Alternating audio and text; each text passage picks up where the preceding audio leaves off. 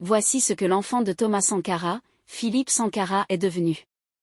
Avant de vous dévoiler toute son histoire, j'aimerais d'abord vous inviter à vous abonner et à cliquer sur la cloche de notification pour ne pas rater mes prochaines vidéos.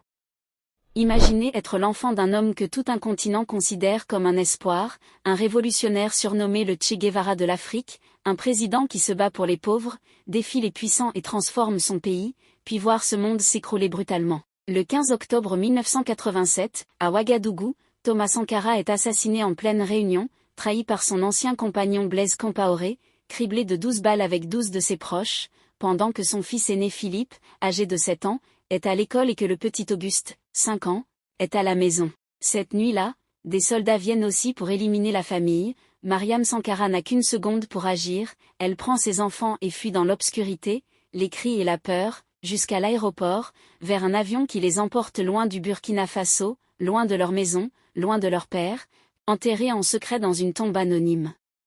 Philippe Sankara est né le 10 août 1980 à Ouagadougou, quand Thomas Sankara n'était encore qu'un jeune capitaine rêvant de révolution, et il grandit comme un enfant ordinaire, jouant avec ses amis, ignorant l'importance historique de son père. En 1983, après le coup d'État du 4 août, Thomas Sankara devient président à 33 ans, et Philippe devient soudain le fils du chef de l'État, mais d'un président différent, sans luxe, sans palais, vivant avec un salaire modeste, répétant que si le peuple est pauvre, lui aussi doit l'être.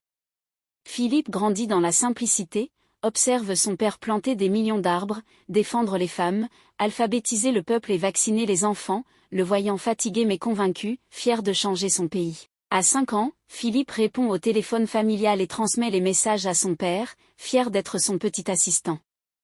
Mais derrière les sourires, les tensions montent, l'amitié avec Blaise Compaoré se brise, et la veille du drame, une fausse réconciliation rassure Mariam, sans savoir que tout est déjà joué.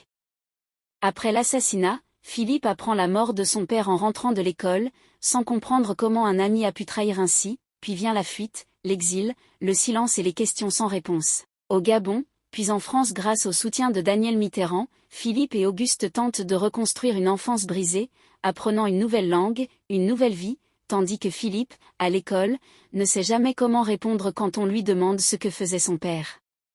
Les années passent, l'exil devient permanent, Philippe part ensuite vivre en Amérique, toujours habité par la mémoire de son père et l'injustice de sa mort. Pendant près de 30 ans, la famille réclame la vérité, Mariam saisit l'ONU, mais Blaise Compaoré reste au pouvoir jusqu'en 2014, lorsque le peuple burkinabé se soulève et le chasse. Pour Philippe, alors âgé de 34 ans, c'est un choc mêlé de larmes et de soulagement. En 2015, la tombe de son père est enfin ouverte, révélant les balles qui ont mis fin à sa vie, puis en 2021 s'ouvre le procès historique, et en 2022 Blaise Compaoré est condamné à la prison à perpétuité. Aujourd'hui, Philippe Sankara vit toujours en Amérique, il a perdu son père à 7 ans, mais il porte son héritage avec force, car si la révolution a été interrompue par les balles, l'idée, elle, continue de vivre dans le cœur de ses fils et de millions d'Africains, et pour Philippe et Auguste, Thomas Sankara ne sera jamais seulement un mythe ou un héros, il restera avant tout leur père, celui qu'ils n'ont jamais cessé d'aimer ni d'honorer. Si vous avez aimé la vidéo, cliquez sur j'aime et abonnez-vous.